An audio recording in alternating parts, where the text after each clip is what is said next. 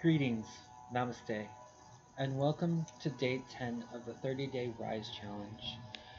This week we introduced you to the mind body. On day 8, we introduced you to the power of attention. Not so much giving your attention to something that might be vying for it outside in your physical environment, but rather turning your attention inward. Okay?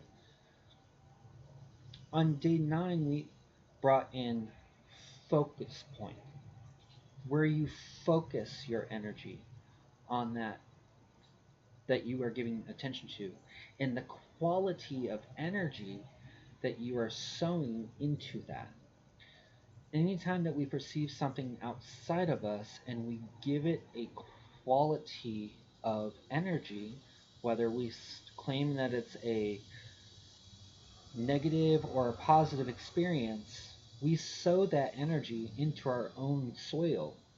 And then that soil magnetizes experiences that match the same energy. Because like energy is attracted to like energy. And you are a big magnet, as well as a broadcaster and receiver of energy in all of its forms, whether it's tangible or intangible. But today I want to talk about assumption versus curiosity. All right. When I ask you, what does assumption mean to you? Not what you were taught classically or in a traditional school setting, or what might be defined in a Webster dictionary, or you can probably look on Google for a definition. But how do you, your unique self, define assumption? Let that question go within. And then I want to compare it in a frequency of curiosity. Okay? The title of this is Assumption versus Curiosity. Now, the assumption I'm not talking about is assuming the identity as if you are already that which you want to become. Okay? But rather, assuming an outcome is going to take place because you compare a present moment information, energetic information, with a historical reference point of what you may have already experienced. The challenge in that area is you were not cognizant of all the seeds that was planted within you in order for that experience to come in as it did, in which you gave it a label, a brand, a classification, much like when we go to see someone for mental health or physical health. We often get an identity. It's no more different than we saying this is. And you write it in an absolute term rather than I'm perceiving it in this lens, so let me go within and elevate the frequency that I am in and see it from a wider focal point. Okay? So replace certainty or what you are conditioned to scan for as an expectancy with childlike curiosity. What do I mean by childlike curiosity? When a child is born, they don't have the innate fears, the conditionings, the programs, the belief structures that the world is already operating on. They come into the world kind of in a blank slate. Now, they're not completely blank slate because they're bringing with them their unique self and all of the gifts that they brought with them. But it's about 5 and 6 years of age that the formation of egoic mind really starts developing in a more rapid capacity but under conscious awareness. And everyone coming into your field prior to that was gifting you everything, every energetic vibration, frequency, nomenclature, classification, identity, you name it. Till some point when you're going into school and you meet another person or another expression of the one, and they don't have the same like-mindedness as who you uniquely are. So you start donning, you assume an identity, and you don a pseudo mask. Now, you can't really see the physical mask unless it's probably Halloween, but even that mask isn't the actual donned persona that you embody. For some sense of appreciation, acceptability, or a sense of survivability. Okay? You see, our minds are remarkable, efficient mechanisms. They're like machines, they're like computers. They're constantly processing. Whether we are in conscious waking states or we are in sleep mode states or unconsciously awake states. Yes, we can navigate through life completely unconscious to who and what we are within because we allow everything outside of us to tell us what we are, who we are, how to be, how to act, how to behave, what manner of acceptability is measured in the society or culture that you grow up in. And then you carry those identities, those belief structures into the next phase of your life, into the next version of you. And then you meet someone that's like, I don't want that. So instead of actually resolving that adopted belief, it goes into a mental file cabinet for safekeeping, basically. And that file cabinet is what I like to call the comptroller of the shadow archetype of yourself, holding all the things that you didn't want to deal with at the moment, or was too traumatic in the moment that you just shut down. Maybe catatonic, maybe emotionless, maybe you stopped wanting to live life as you. And you know what? I don't blame you. In fact, there's no guilt, there's no shame for you to have. It's this world and the craftiness of it that perceives what power and authority is capable of. If you have a voice, if you can speak with your body, you have a voice. So if you have a voice, let your voice be heard. Let your energy rise. Because there's more than likely that something you bring to the table that no one else has had this perspective to see through a lens of clarity. The mind is also capable of filling in spatial gaps of assumptions. So we assume an aspect, an iota idea, really small amount of energetic information, and we project it into our to come experiences with fear, anxiety, disbelief, hopelessness,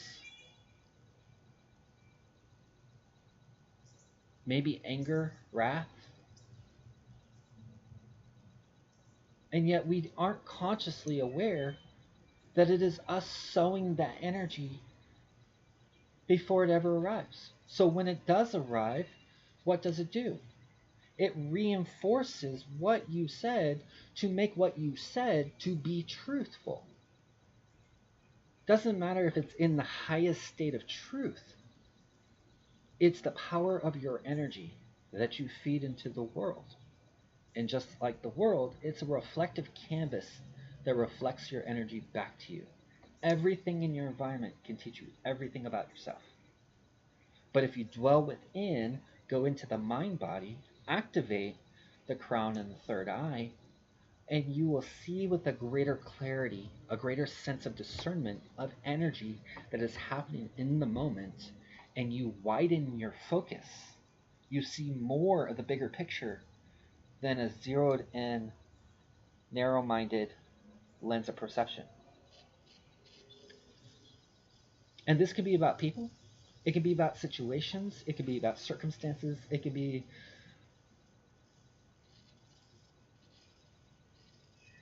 things that you couldn't avoid, things you couldn't control.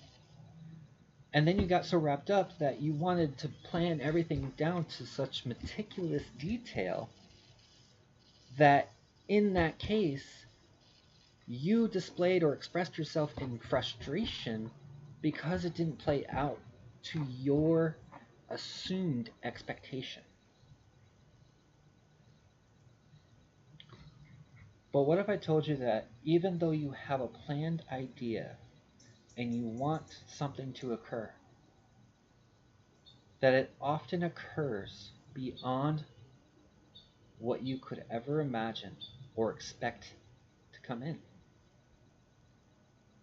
If you expect everything to go off without a hitch, but you are worried that everything will go off not aligned, the vibration of that in the frequency of which you are projecting it is a stronger magnetic force than just hoping. And I'm not saying hoping as in a reverence. I'm saying I hope it happens, meaning that you are uncertain that it could happen because you are so bombarded with all the ways that it could not happen. Or you imagined and thought in the power of your thinking field, your mind field, all the ways that it couldn't happen in a positive way. But I'm here to tell you there is balance in everything. There is balance in nature, there is balance within you, and there's balance within the mind, the heart, the spirit, the energy body, everything. There is always a balance. And the center point is just like the integer line that you might have learned in school. The center point is 0. The furthest that you are to one side, the more you experience in that caliber of experiences in that frequency. The more you are to the left side, which is considered the negative energies, the more you experience life in that. That's why we bring ourselves back to center and the present moment. Present moment is always at the epicenter of 0. Assumptions can be helpful shortcuts. So I don't want to rule out completely the power of assumption. Because if you can use it to cause yourself grievance, you can use it to heal yourself as well. Because there's a balance in everything, right? The Tao teaches us that. I'm not sure if y'all are familiar with the understanding of Tao. Tao is a lifestyle way of living life. Understanding what you can control and what you cannot. What is beyond your control. Okay? Understanding that there is always a balance in everything.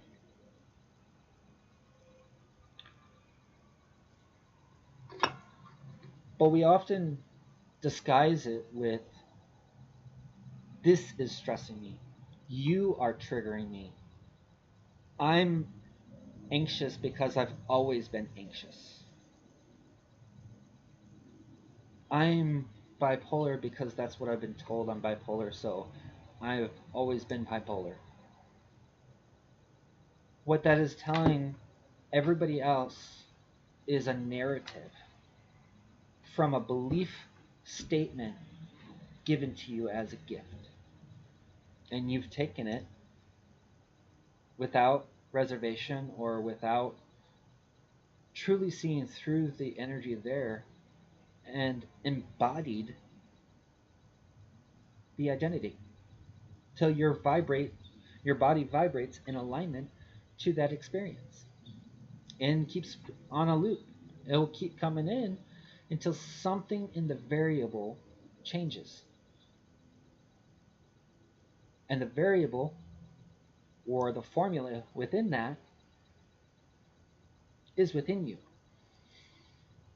Trying to change something outside of you is not going to change what you have planted within you.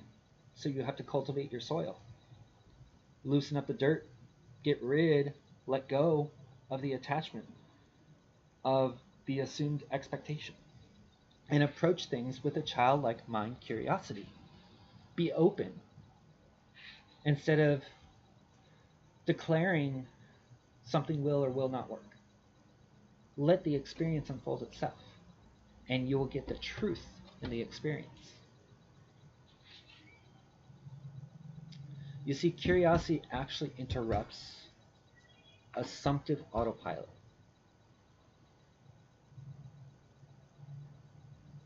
Let me say that again.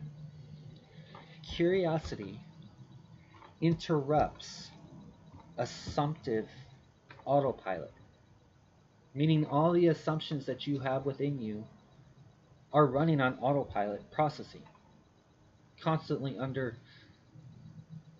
below conscious awareness. So today, rather than concluding about becoming interested, notice where your mind says, when your mind says, I know why.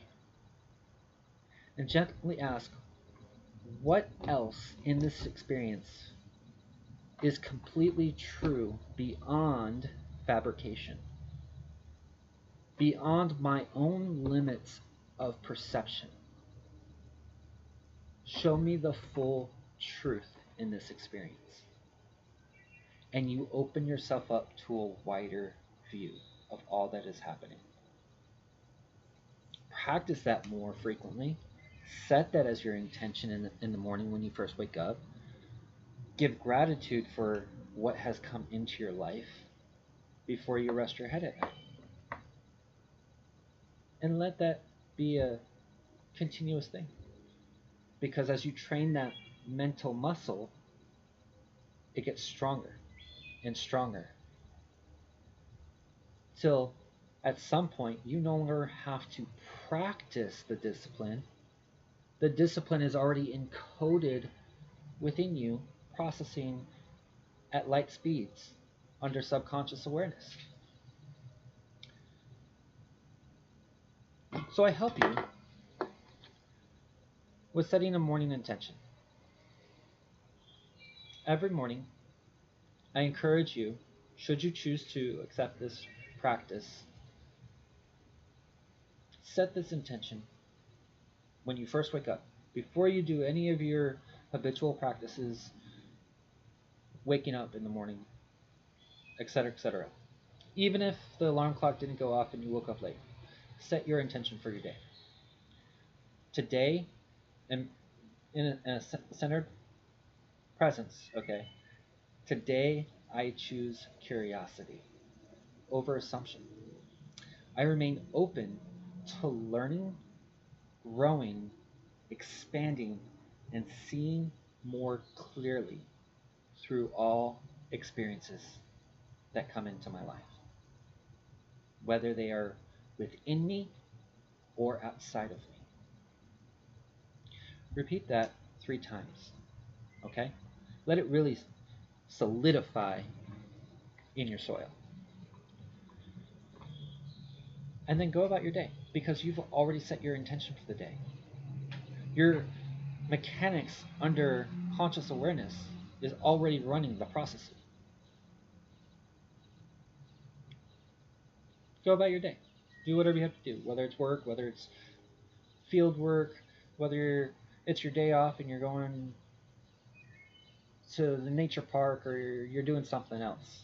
Maybe you are putting more passion into a hobby that you might have put on the side because work has taken a lot of your sacred time. And I call it sacred time because time is a gift. Time is not an expectation. It's not a commodity.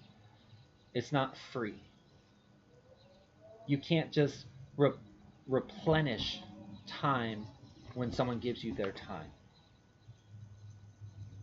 So treat that time with respect and honor. Because if you don't treat that time that someone is giving you with their attention in the present moment, why should you receive the same? Just honest asking. It follows along the same principle. If you want true, genuine love in your life, be the first to give it and let it flow back in. Don't go searching for who's going to fit that mold. Set the signal. Send the energy out in the qualitative aspect of what you see love as. And if what you are experiencing in the capacity of love is temporarily, dig deeper, because you might be only scratching the surface and only experiencing it in a temporary satisfied way until something else comes in and disrupts that process.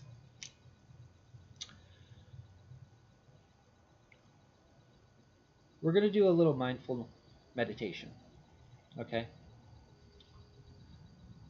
Find a comfortable spot, a seated position. You could be laying down if you wish. You could sit under a tree in nature, whatever you like. Focus on your breath. Since we learned breathing and we keep coming back to that, focus on your breathing. Are you breathing shallow right now, or are you breathing fully into yourself?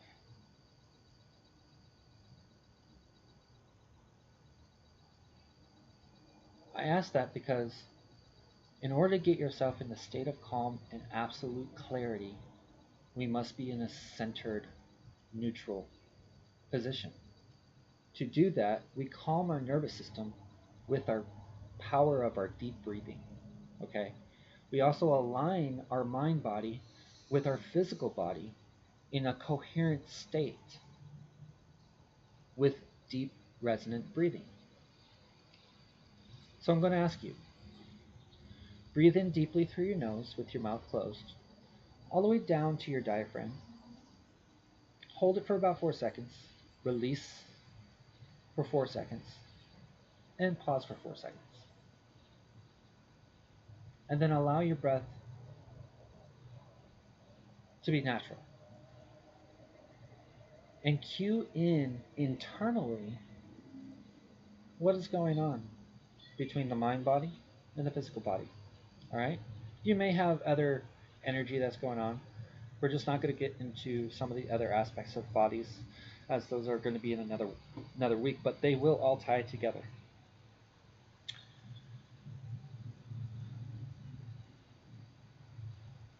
Without changing your thoughts, you're bringing your awareness, your attention and focus to what is present within you in the present moment, so that you know where to direct energy to, what to release, let go of, so that you can rise and elevate into the highest unique form that you are.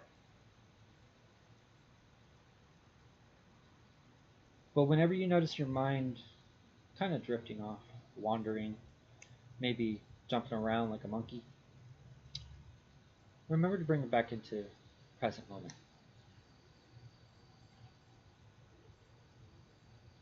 And then ask yourself, as you are experiencing something, whether it's small, minute, or a large, disruptive experience,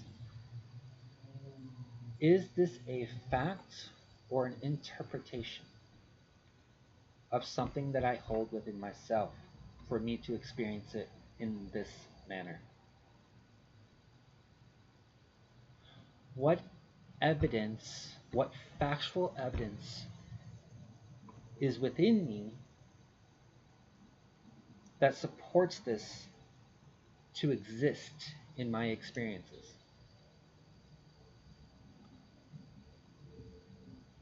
What can I replace of a greater value if I choose to let this go in this present moment?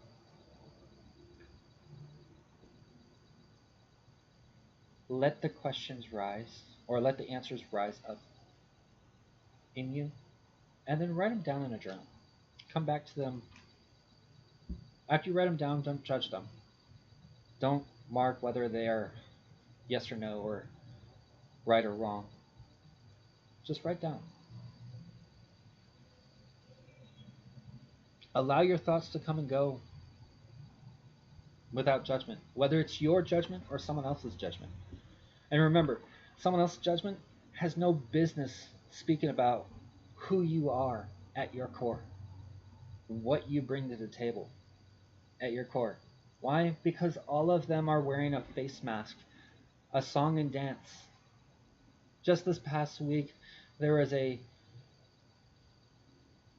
certain physical occurrence that I couldn't help but see through all the facades happening, and it was happening within that's right, the traditional classical setting of school.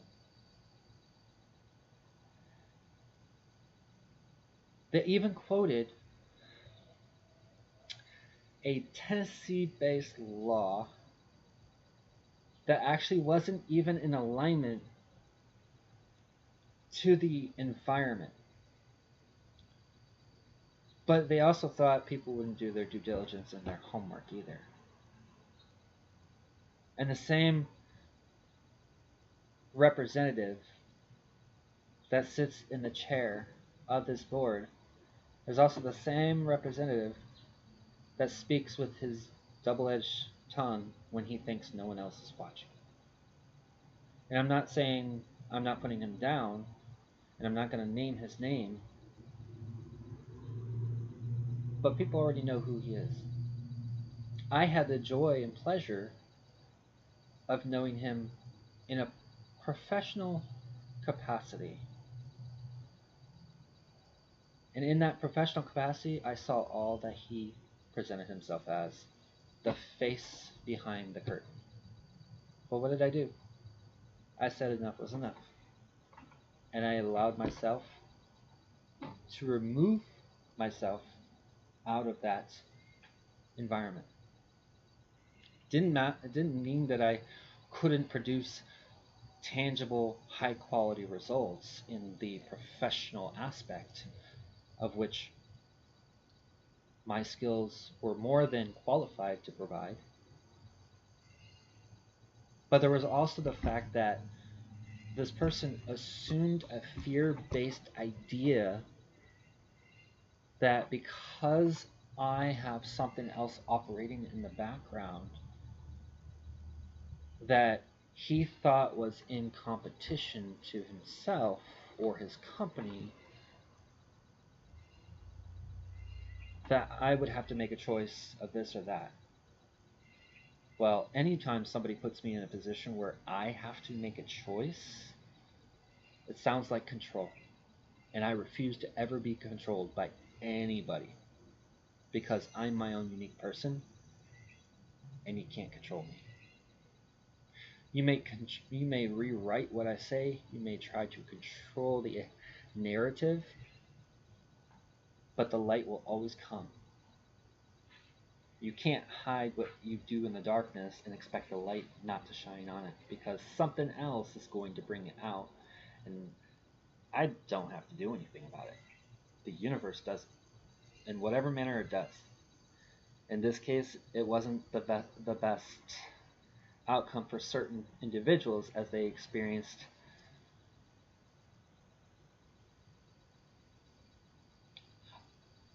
an unfavorable occurrence. Their words and how they perceived it. And instead of acknowledging on a recorded video, they were too busy looking at their documents, looking at their pieces of paper, not giving their attention to the floor. like their voice didn't matter. I want to tell you that your voice always matters. When you speak the truth, let the truth be heard. If you can help your community, help your community. If you hold a position in which you are responsible to help that community, especially in a elevated position, do your job. That's why you assumed the role. You may have other intentions that align to get that role or whatever mapping out that you chose to fill that seat. But don't close off the voice of the people that vote for you into that seat. Plain and simple. I brought that up because judgment is all around people. And you can say in one breath, I don't judge, but then under silence and intoning the energy you supply to something going on, you're judging. You're casting a stone, regardless whether someone hears you or not. Your internal witness records it. And guess what? It's in your energy field. So guess what? Anytime you meet someone that is very tuned into the subtlety of energy, you become very more aware of why you might not resonate with someone.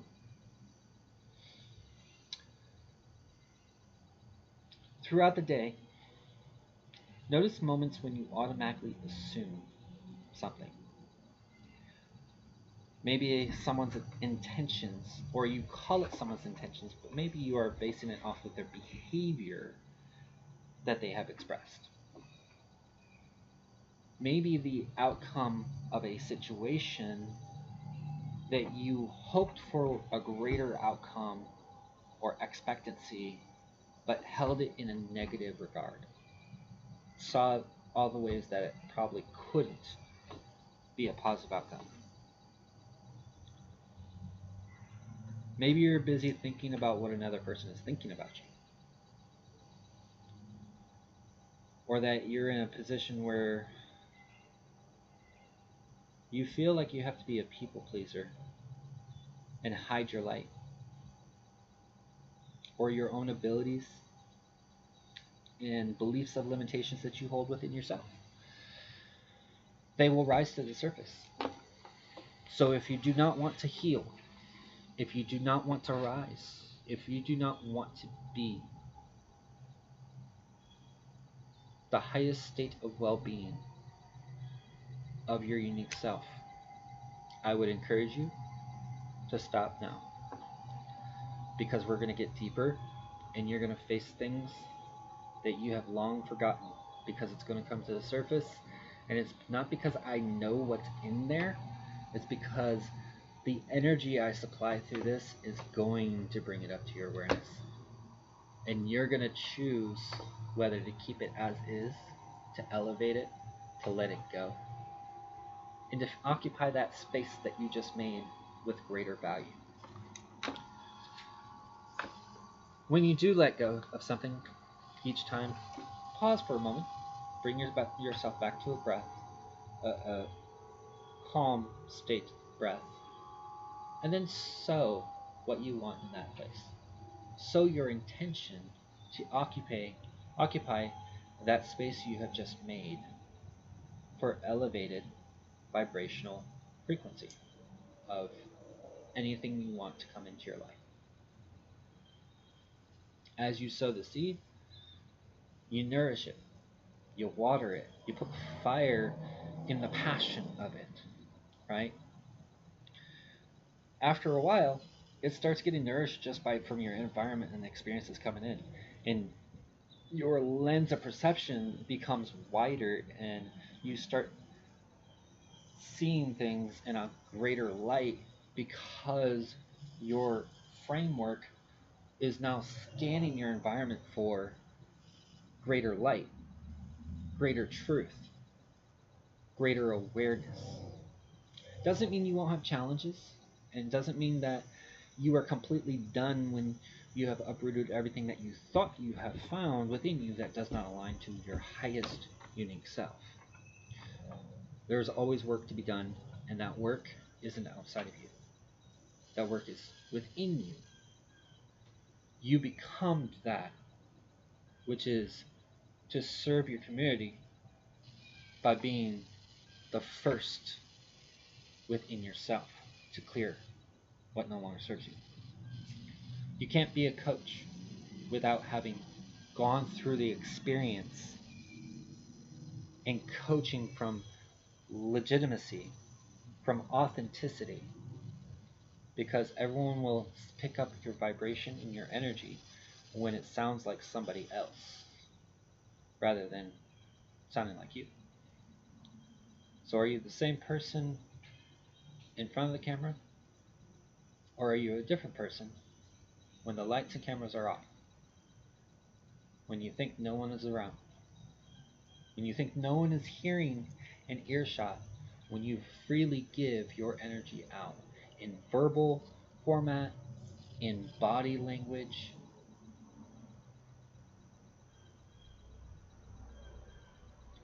Be mindful that the truth will always come out, no matter what.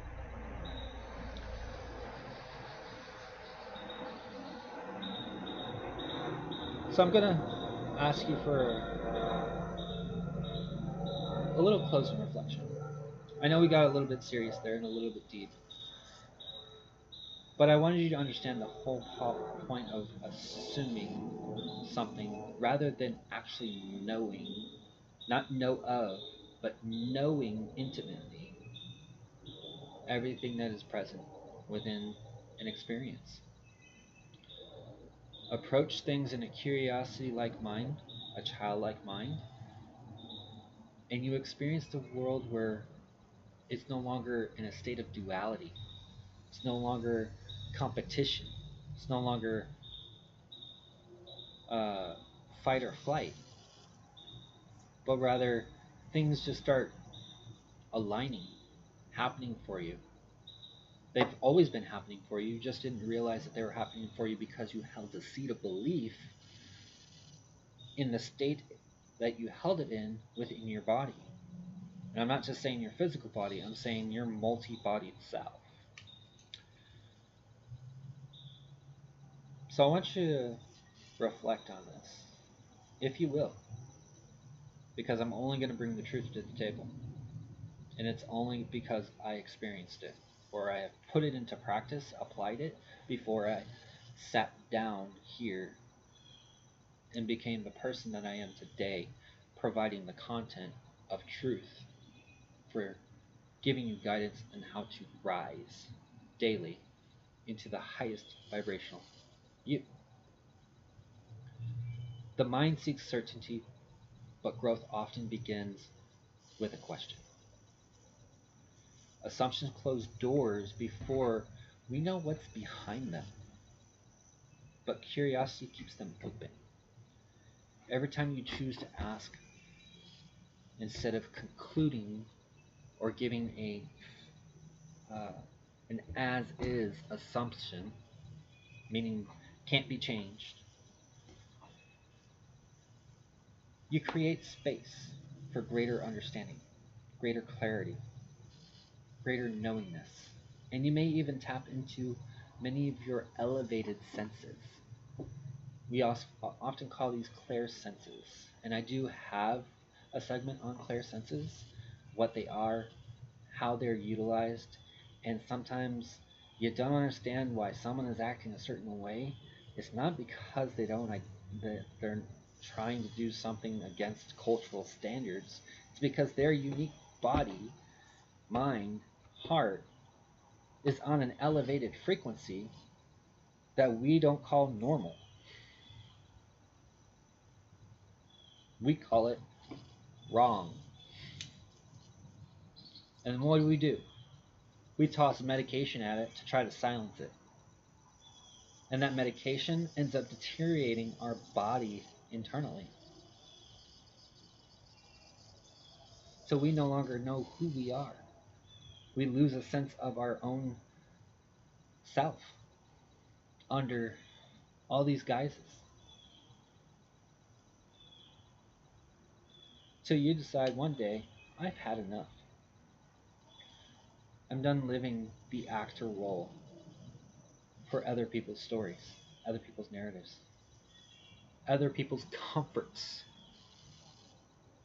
If you're looking for someone that's gonna say um, you're right where you need to be and stay in that comfort zone, because if you come out of that comfort zone, you're going to meet unfamiliarity and it's going to shake and jar you up. I'm going to tell you, that's what happens.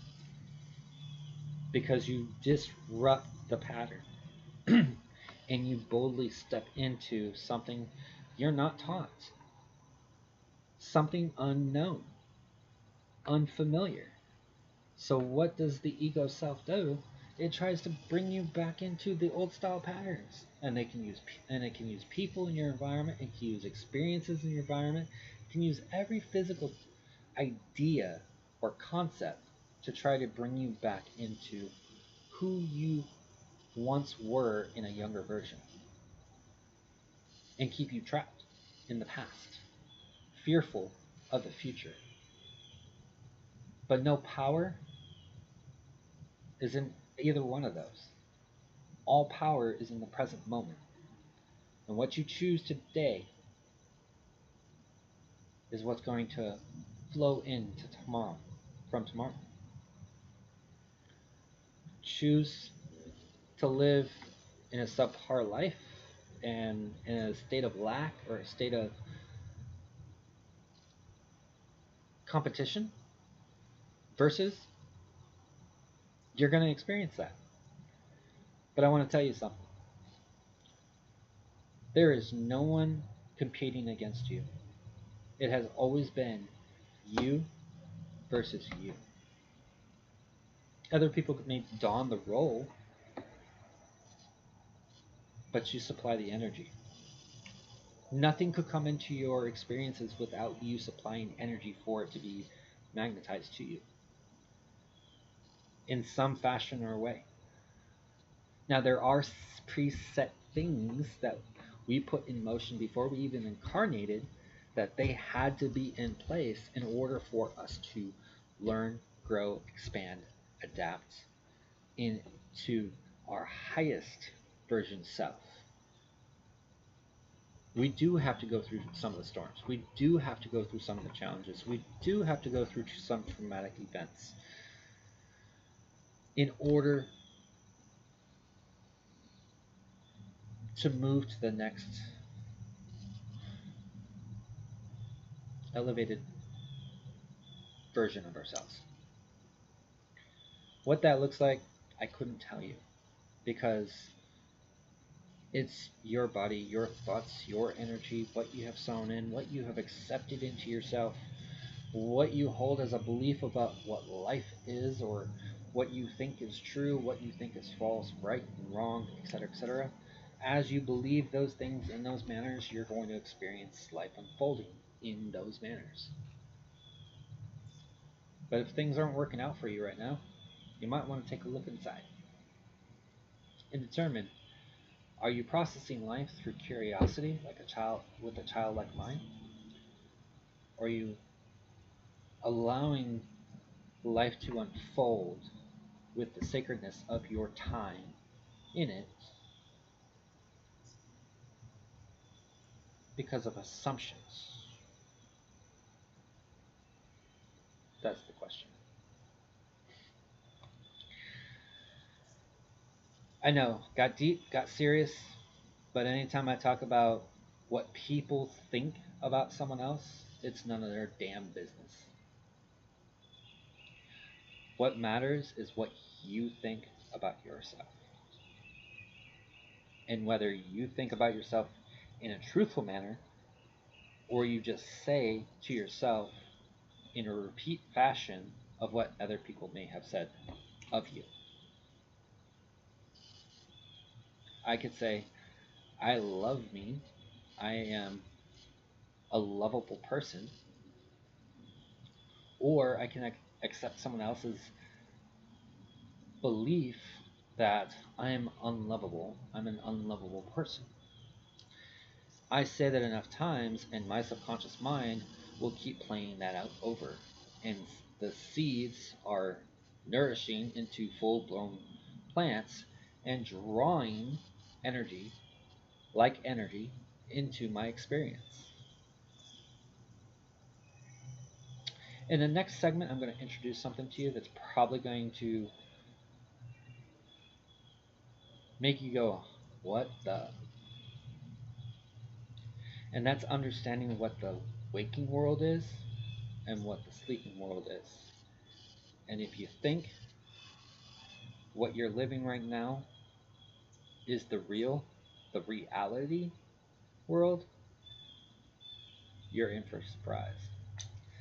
Until the next video, I look forward to sharing you with new content, with full truth, full energy, and letting guidance channel through and flow to you so that you may sift through it and determine what is for you and what is not. I don't want anyone to take my words for verbatim. I want them to do their due diligence. I'm not that kind of person that said, yeah, I will give you the answers to your test, because I knew the challenge it took for me to take a test myself. I couldn't take a normal test. I had to give an oral test in order to pass classes because my framework didn't accept that methodology. And that's where we come to one methodology may not be the universal for everyone. And that's completely okay because we are all unique and we all have our own unique individual self and skills that shine brightest when we tap into them and utilize them for greater purposes, not just for occupying a seat of position or power. I love you guys. Be well. This was day 10 of the 30-day Rise Challenge. I will see you in the next video.